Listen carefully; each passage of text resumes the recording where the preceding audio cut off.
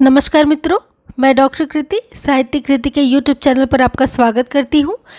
पिछली वीडियो में हमने भक्ति काल की पूर्व पीठिका के बारे में पढ़ा था। आज हम भक्ति काल की निर्गुण धारा अर्थात ज्ञानाश्रयी शाखा के बारे में पढ़ेंगे। इसके पहले जो भी वीडियो मैंने अपलोड किए हैं आदिकाल से संबंधित या हिंदी साहित्य के इतिहास, लेखन, काल विभाजन एवं नामकरण से संबंधित, उन सभी का लिंक वीडियो के डिस्क्रिप्शन बॉक्स में मैंने दे दिया है। आप जाकर वहाँ से चेक कर सकते हैं।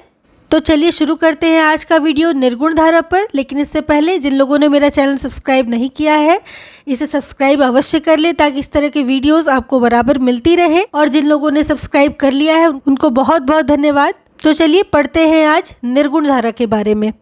आपको पता है कि हिंदी साहित्य के अंतर्गत भक्ति काल में दो धाराएं चलती हैं, एक निर्गुण धारा और एक सगुण धारा। निर्गुण अर्थात निराकार ब्रह्म, ईश्वर का कोई आकार नहीं, रूप रंग नहीं। जो लोग मानते हैं कि ईश्वर निराकार है, उनका कोई साकार रूप नहीं, वे निर्गुण काव्य धारा के अंतर्गत आते हैं।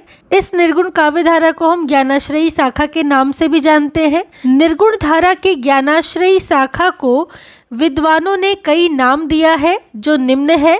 अर्थात निर्गुण धारा के अंतर्गत आने वाली ज्ञानाश्रयी शाखा को भी कई विद्वानों ने अलग अलग नाम दिए हैं। आइए हम देख लेंगे उन नामों को। आचार्य रामचंद्र शुक्ल ने निर्गुण धारा को ज्ञानाश्रयी शाखा भी कहा है।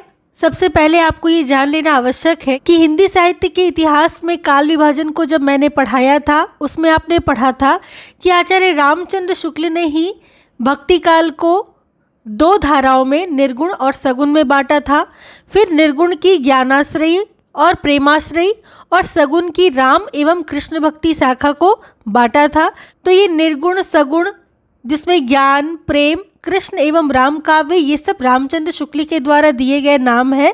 तो इसे आप बहुत अच्छे से याद कर लीजिएगा। हजारी प्रसाद द्विवेदी ने माना है इसको निर्गुण भक्ति। राम कुमार वर्मा मानते हैं इसे संत काव्य। किसे मानते हैं? यही निर्गुण भक्ति शाखा को। परशुराम चतुर्वेदी ने संत काव्य माना है। गणपति चंद्र गुप्त भी संत काव्य मानते हैं। आगे हम देखेंगे कि संत काव्य धारा के प्रथम कवि और प्रस्तोता निम्नलिखित हैं।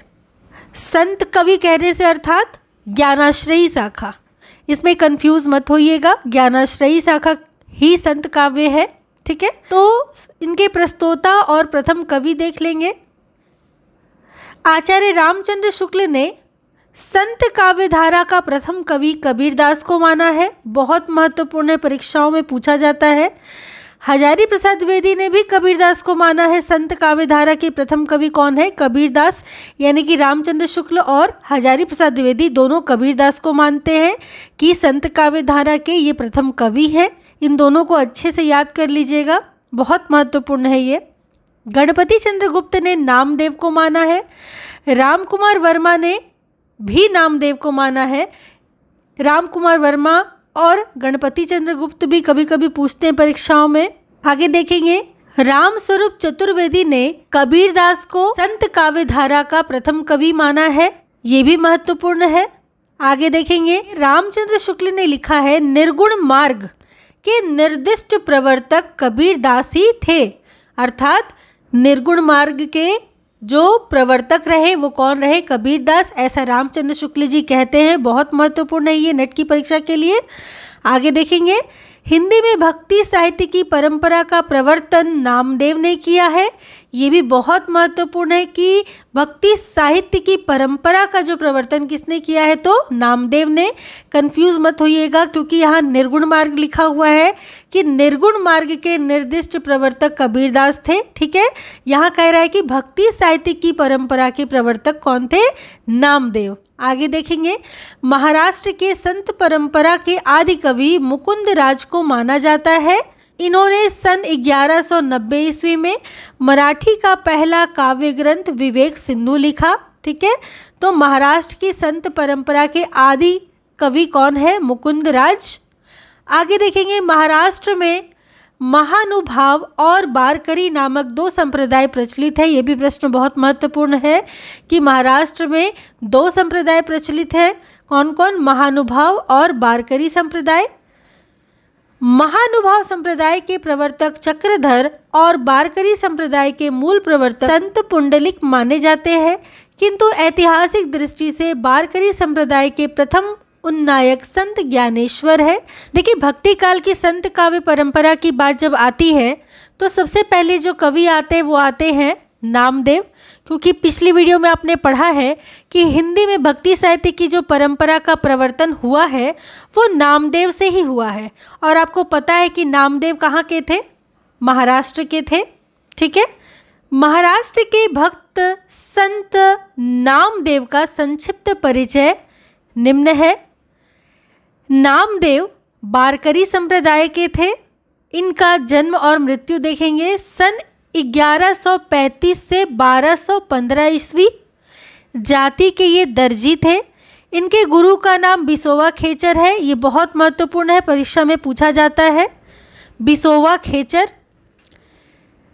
इनकी जो भी रचनाएं हैं मराठी में वो अभंग रूप में पाई जाती है और हिंदी में इनकी रचनाएं गुरु ग्रंथ साहब में संग्रहित है। ये भी परीक्षा में पूछा जाता है कि नामदेव की हिंदी की रचनाएं कहाँ संग्रहित है, तो गुरु ग्रंथ साहब में संग्रहित है। इसे अच्छे से याद कर लीजिएगा।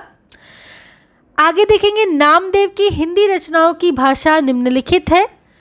पहला तो है सगुण भक्ति के पदों की भाषा ब्रज थी, जिसमें वो लिखा करते थे।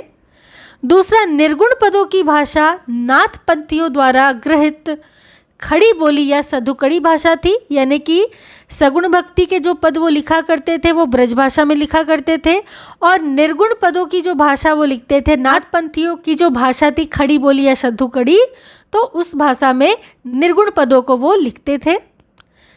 प्रमुख संत कवियों का यहाँ हम जीवन परिचय पढ़ेंगे, जो परीक्षा की दृष्टि से बहुत महत्वपूर्ण है। रैदास 1388 से 1518 ईस्वी, काशी में इनका जन्म हुआ। इनके गुरु रामानंद थे। जाति के ये चमार थे। कबीरदास, इनका जन्म 1398 में हुआ था। 1518 में इनकी मृत्यु हुई। काशी में इनका भी जन्म स्थान है। इनके गुरु का नाम रामानंद है। बहुत महत्वपूर्ण है। कबीरदास के बारे में तो हर बार परीक्षा में प्रश्न पूछा जाता है। तो आगे देखिए, इनके गुरु का नाम आपने देख लिया, रामानंद थे। जाति के ये जुलाहा थे। माता पिता का नाम नीरू और नीमा था। आगे है जम्बनाथ, 1451 से 1523, नागौर के थे। बाबा गोरखनाथ इनके गुरु थे। जाति के राजपूत थे। इसके बाद आते हरिदास निरंजनी, 1455 ईस्वी से 1543 ईस्वी, डिड़वाण में जन्म स्थान है। प्रागदास इनके गुरु का नाम है। इसके बाद आते हैं गुरु नानक, 1469 से 1538 ईस्वी, जन्म स्थान ननकाना। जाति के ये खत्री थे। माता पिता का नाम कालूराम और तृप्ता था। ये भी बहुत महत्वपूर्ण है गुरु नानक के बारे में। अगले है सिंगा, जन्म 1519 से 1659, खजूर मध्य प्रदेश में जन्म स्थान। मनरंगीर गुरु का नाम है इनके, ग्वाला थे जाति के। आगे देखेंगे लालदास, 1540 से 1648 ईस्वी, इनका जन्मस्थान अलवर है। इनके गुरु का नाम गदन चिश्ती और जाति की ये मेव है। अगले हैं दादू दयाल, 1544 से 1603 ईस्वी, जन्मस्थान अहमदाबाद। गुरु का नाम वृद्ध भगवान, जाति के ये धुनिया या मोची थे। अगले हैं मलूकदास, 1574 से 1682 ईस्वी, इलाहाबाद इनका जन्मस्थान रहा। इनके गुरु का नाम पुरुषोत्तम था। जाति के ये खत्री थे। पिता का नाम सुंदरदास था। आगे हैं बाबा लाल, 1590 से 1655, पंजाब के रहने वाले, जाति के क्षत्रिय। अगले हैं सुंदरदास, 1596 से 1689 ईस्वी, जयपुर है इनका जन्म स्थान। इनके गुरु का नाम है दादू दयाल। ये महत्वपूर्ण है, सुंदरदास के गुरु का नाम दादू दयाल। ये पूछता है प्रश्न परीक्षाओं में। जाति के ये बनिया थे। माता पिता का नाम परमानंद तथा सती। आपने अभी जितने भी संत कवि पढ़े इन सब का क्रम कई बार नेट की परीक्षा में पूछा जाता है, अर्थात जन्म क्रम के आधार पर संत कवियों का क्रम बताइए। तो आपको इनका जन्म काल का वर्ष याद करना पड़ेगा। एक छोटे से ट्रिक के साथ मैं इनके क्रम आपको बता रही हूँ, आप इसे याद कर सकते हैं। सबसे पहले तो आप नामदेव को तो याद ही रख लीजिए कि भक्ति काल की जब परंपरा की बात होगी तो सबसे पहले कवि आएंगे, वो आएंगे नामदेव। आगे के कवियों का क्रम इस प्रकार आप देख सकते हैं, जैसे रैदास कबीर गुरु, सिंह लाल दादू मलु सुंदर। रैदास से रैदास, कबीरदास, गुरु नानक, सिंगा, लालदास, दादू दयाल, मलुकदास और सुंदरदास। इस प्रकार आप एक क्रम याद कर सकते हैं। इस क्रम से आपके लगभग सभी प्रश्न क्रम वाले हल हो जाएंगे। आगे देखेंगे, डॉक्टर बच्चन सिंह ने लिखा है, हिंदी भक्ति काव्य का प्रथम क्रांतिकारी पुरस्कर्ता कबीर है। अर्थात बच्चन सिंह ने हिंदी भक्ति काव्य के प्रथम क्रांतिकारी पुरस्कर्ता कबीर को माना है। तो आप इसे याद रखिएगा कि क से कबीर, क से क्रांतिकारी पुरस्कर्ता, सिर्फ ट्रिक के लिए। और ये किसने कहा है? तो बच्चन सिंह ने कहा है। मुसलमानों के अनुसार कबीर के गुरु का नाम सूफी फकीर शेख तकी। बहुत महत्वपूर्ण है, परीक्षा में पूछा जाता है यह प्रश्न कि कबीर के गुरु का नाम क्या है। तो मुसलमानों के अनुसार कबीर के गुरु सूफी फकीर शेख तकी थे। ये सिकंदर लोदी के पीर थे, अर्थात गुरु थे। किसके गुरु थे? सिकंदर लोदी के। आगे देखेंगे, कबीर की वाणी का संग्रह उनके शिष्य धर्मदास ने, बहुत महत्वपूर्ण है ये प्रश्न, परीक्षाओं में पूछा जाता है कि कबीर की वाणी का संग्रह किसने किया? तो कबीर के शिष्य धर्मदास ने किया, बीजक के नाम से, सन 1464 ईस्वी में किया। बीजक के अब देखिए 3 भाग किए गए हैं। क्या क्या? रामायणी, सबद और साखी। बहुत महत्वपूर्ण है कि बीजक के कितने भाग हैं? तो 3 भाग हैं, रामायणी, सबद और साखी। कबीर की रचनाओं में प्रयुक्त छंद एवं भाषा निम्न है। रचना में है रामायणी, जिसका अर्थ होता है रामायण, और इसमें जो छंद प्रयुक्त किया गया है वह है दोहा चौपाई या चौपाई दोहा। भाषा जो इसकी है वो है ब्रज भाषा और पूर्वी बोली का। अगली जो रचना है वो है सबद। सबद का अर्थ होता है शब्द। इसमें जो प्रयुक्त छंद है वो है गेय पद, और इसकी भाषा ब्रज भाषा और पूर्वी बोली का है।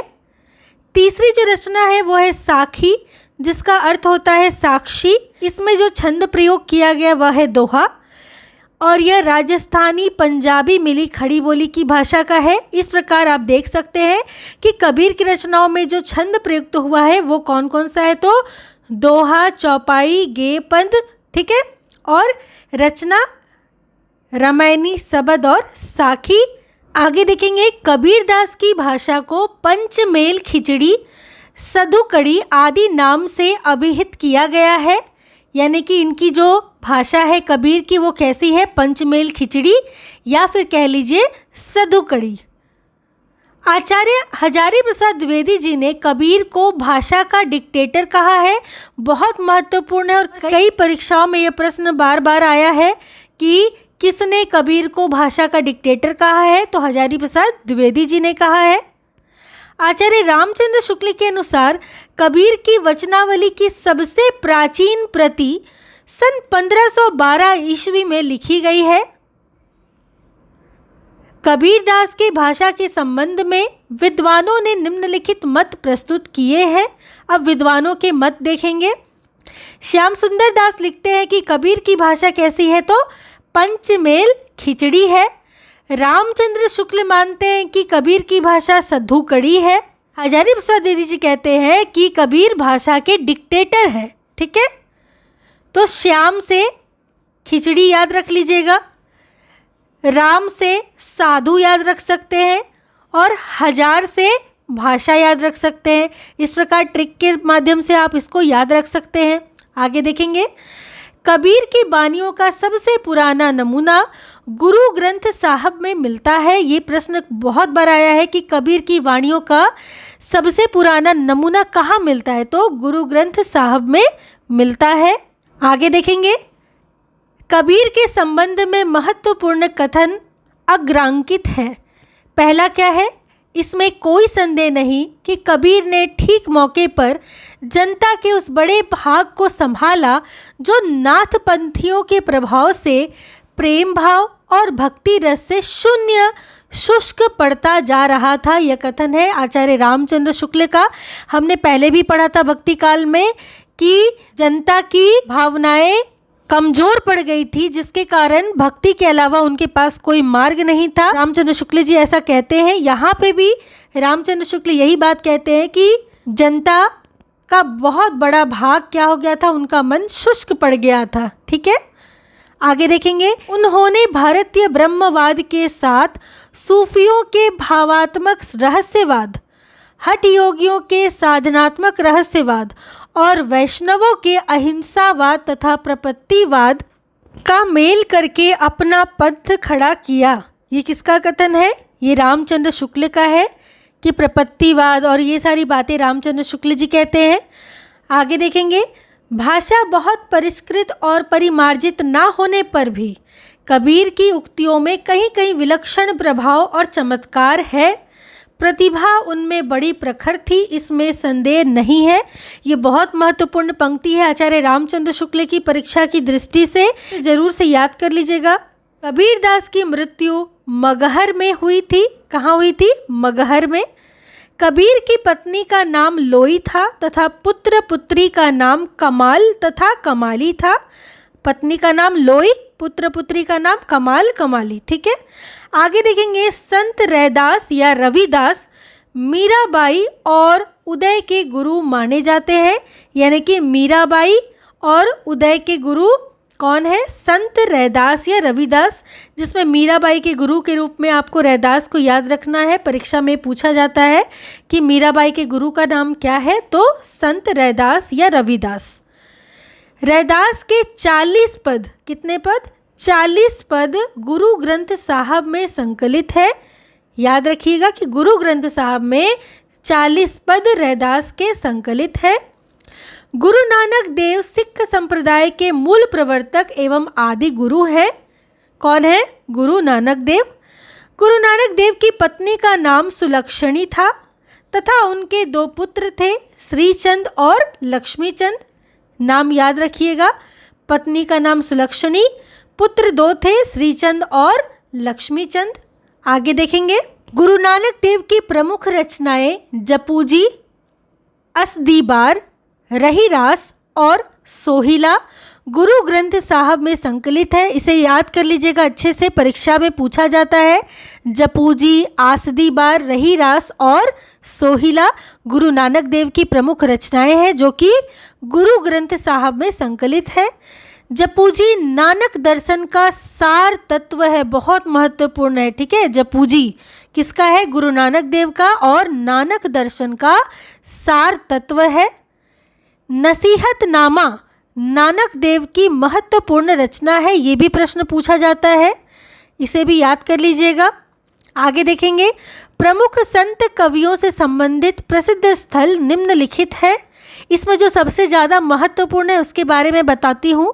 जैसे कि मगहर मृत्यु स्थल है कबीरदास का, द्वारका मृत्यु स्थल है मीराबाई का।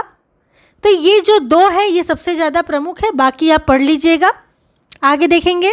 आगे हम कुछ संत कवियों द्वारा प्रवर्तित संप्रदाय, मुख्य केंद्र और उनके प्रमुख शिष्य देखेंगे। संप्रदाय में देखिए कबीर पंथ, जिसके प्रवर्तक कबीर है, इसका केंद्र काशी है और कबीरदास के प्रमुख शिष्य जो थे धर्मदास थे। सिख धर्म के प्रवर्तक गुरु नानक है, इनका केंद्र पंजाब रहा है। उदासी संप्रदाय के प्रवर्तक श्रीचंद रहे हैं। जो महत्वपूर्ण है वो मैं आपको बता रही हूँ। निरंजनी संप्रदाय के प्रवर्तक हरिदास निरंजनी रहे हैं।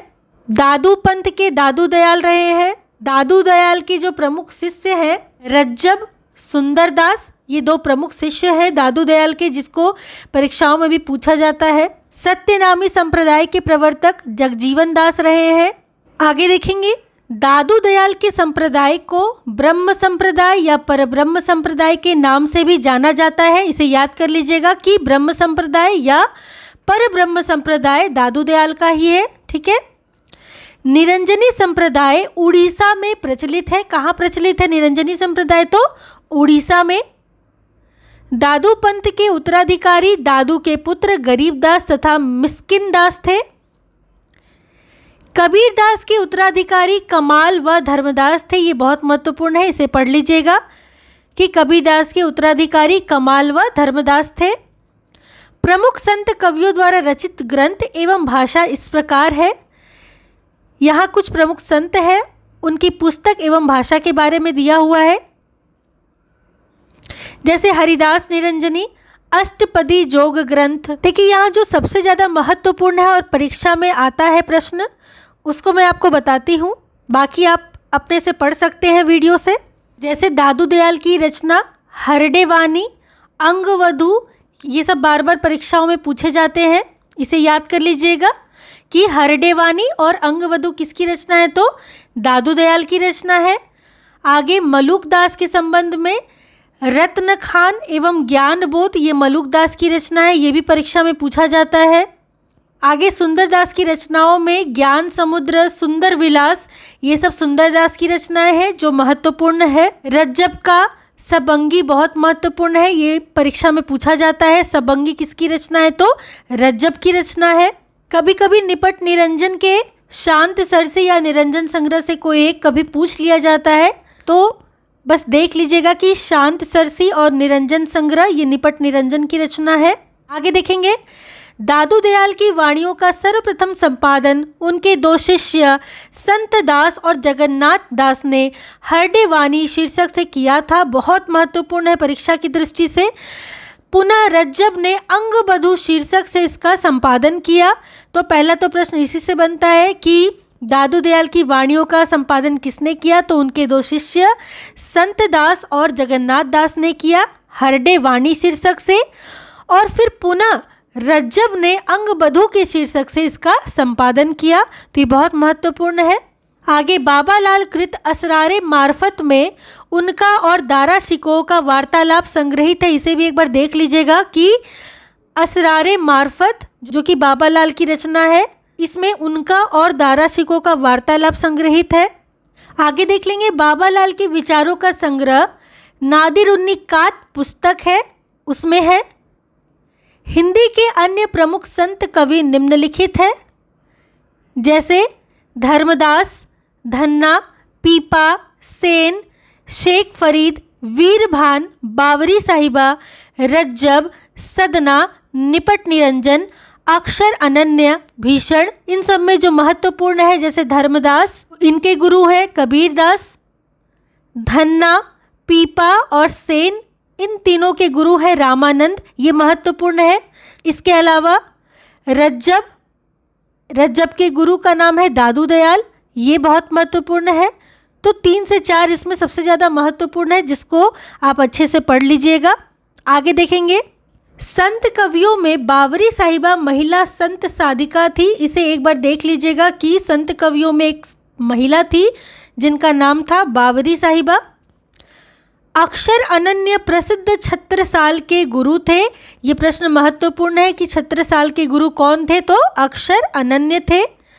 संत रज्जब का पूरा नाम रज्जब अली खां था। संत शेख फरीद का दूसरा नाम शाह ब्रह्म या इब्राहिम शाह या शंकरगंज था। आगे हम देख लेंगे कि हिंदी में रचना करने वाले प्रमुख सिख गुरु निम्नलिखित हैं, जिसमें गुरु अंगद, गुरु अमरदास, गुरु रामदास, गुरु अर्जुन देव, गुरु तेग बहादुर सिंह और गुरु गोविंद सिंह। ये महत्वपूर्ण है, जिसमें सबसे ज़्यादा महत्वपूर्ण है गुरु गोविंद सिंह। ये गुरुओं में सबसे अंतिम गुरु है। इनकी रचना चंडी चरित्र, विचित्र नाटक, ये 2 याद कर लीजिएगा, ये थोड़ा महत्वपूर्ण है। चंडी चरित्र और विचित्र नाटक किसकी है? तो गुरु गोविंद सिंह की है। इनका समयकाल 1664 से 1718 है। तो इस प्रकार आज की वीडियो में हमने निर्गुण भक्ति काव्य धारा के अंतर्गत ज्ञानाश्रयी संत कवियों को पढ़ा। अगली वीडियो में हम इन संत कवियों की कुछ महत्वपूर्ण काव्य पंक्तियों को पढ़ेंगे। तब तक के लिए इस वीडियो को 2 से 3 बार पढ़िए ताकि आपको अच्छे से याद हो जाए। चैनल के साथ बने रहिए, इस लाइक, शेयर और सब्सक्राइब कीजिए। मिलती हूँ अगली वीडियो में संत कवियों की महत्वपूर्ण काव्य पंक्तियों के साथ। तब तक के लिए आपका बहुत बहुत धन्यवाद।